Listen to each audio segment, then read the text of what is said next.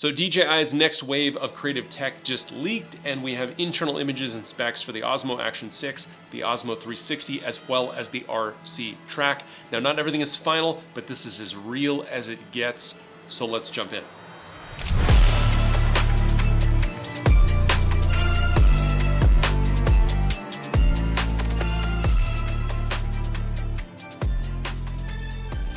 So the FCC's confidentiality period on several upcoming DJI devices has ended. This unlocks internal images and documentation for products that we haven't yet seen. Now, here's what's important. These are prototype units. They are not the final version potentially, but the leaked lineup includes 3 standouts. Now, we've talked about these a little bit before, but I really want to dive into one of them specifically. The Osmo Action 6, the Osmo 360, and the RC Track controller. These leaks give us our first proper look at what will be coming in the next year, potentially, from the creative camera lineup from DJI. But until we get official releases, we'll expect changes to features, maybe even a little bit to design, and some of the finer details. But the core design and product positions are extremely telling, and that's what we're gonna break down. So first, I wanna take a closer look at the most detailed leak that we have, which is on the Osmo Action 6. First thing we're seeing is a 60% increase in sensor size up to 1 inch,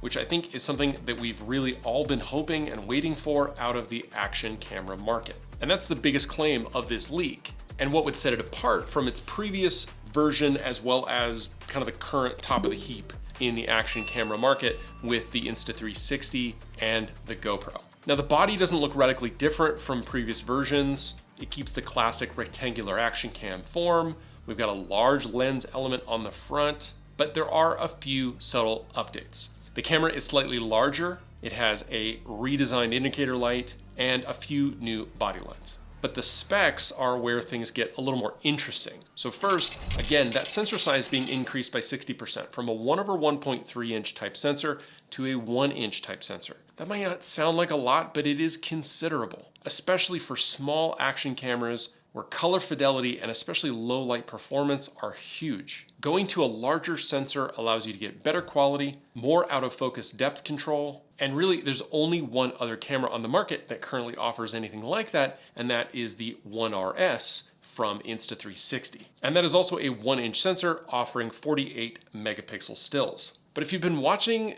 my channel for a while, you know that I've commented quite a few times on the fact that DJI likes to reuse things. So whether they are sourcing the sensors from Samsung, from Sony, or from OmniVision, they like to find a sensor, they tune their software and processors for it, and then they will use it over and over and over again. That 48 megapixel 1/1.3 inch sensor that we have in the current Action 5 Pro, in the Air 3S, in the Mavic 4, right? That sensor is everywhere. They really, really like using it and pairing it with various lens configurations in various devices.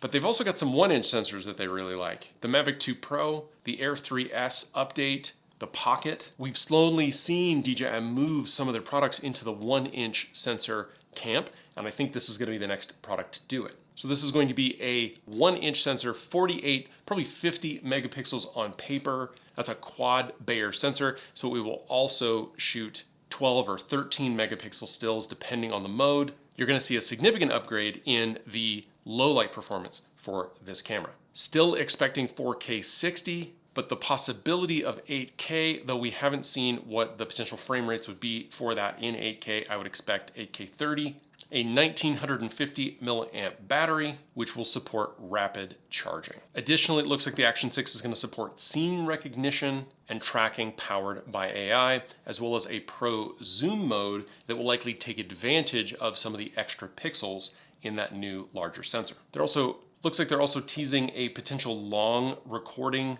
time frame for things like time lapse, continuous takes, or extended vlogging sessions.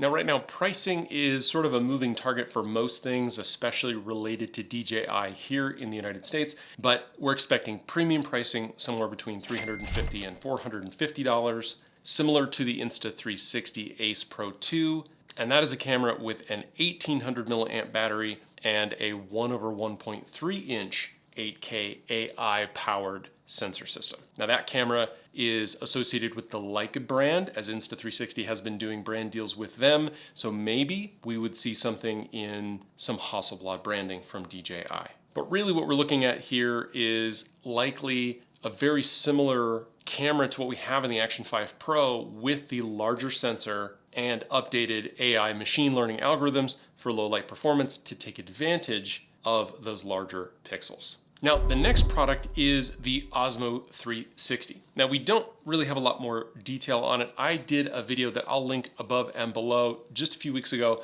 where we kind of went over everything we know. So I'm not going to tread on that ground again, but I will tell you this. The Osmo 360 is another product that lands in this FCC confidentiality gap that I think is the bigger story here. It's not a shock that DJI is going to make a 360 camera. It's probably going to have two of those 1 over 1.3 inch sensors that we have on a lot of their drones, and it'll likely be priced competitively with GoPro and probably come in a little under the Insta360 X5. It'll have a bunch of AI tracking technology in it, and it will also likely support and work directly with other DJI products like the DJI mic system. But another update that we've seen is on the RC track. And what we've heard has been sort of back and forth about whether or not this product would actually come out. The rumor was that it was dead.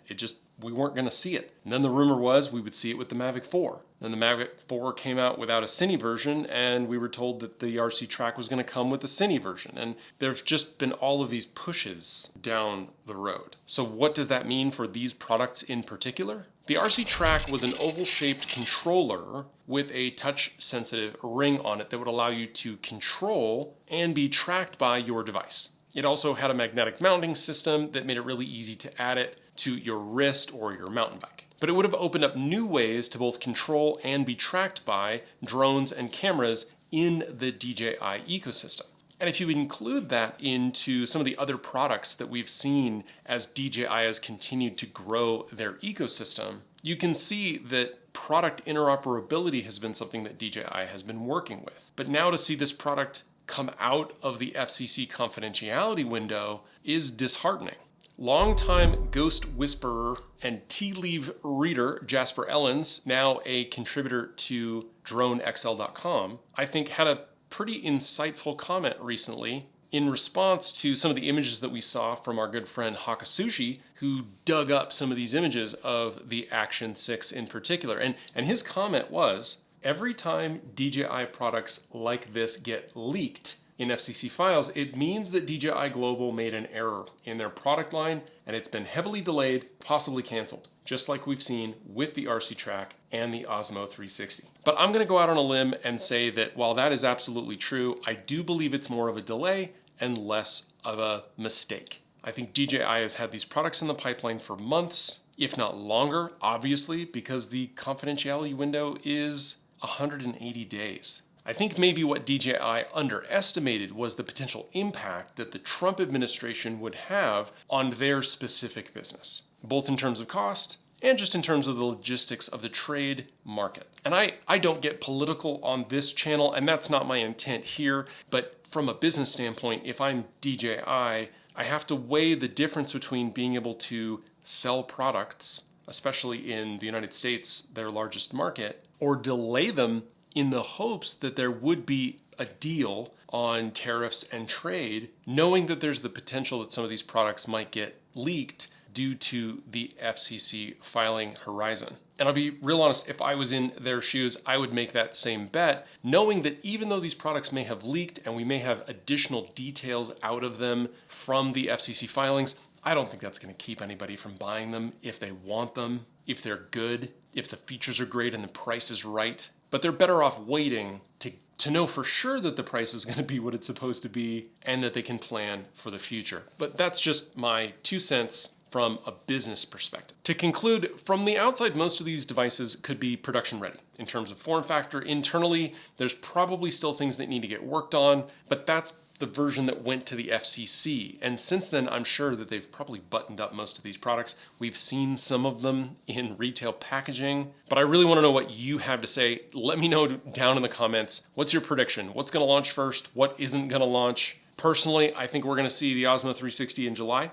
I think we're going to see the Action 6 later in the summer, maybe early fall, and I think the RC Track is officially dead. But that's me, that's my thought. Let me know down in the comments what you think, and if you want to support what I'm doing here, consider becoming a channel member. You'll get access to exclusive, let's take that again. You'll get access to exclusive resources like LUTs, presets, highlighted comments, members-only live videos, and early access to new uploads. If you're looking to book a photo or video session with me, all the details are down in the description. I am working in Las Vegas, LA, Riverside, Orange County, and San Diego. You'll also find down there all my gear links, including my 2025 Content Creators Essentials list. Now, all that goes to help the channel, but as always, the easiest way to help the channel is to hit that like button, hit the subscribe button. They're both free, and it goes a long way to help me here on YouTube. But obviously, find me on all the other social media platforms like TikTok and Instagram, and just check down below. You'll see all of those links. Thanks so much for watching,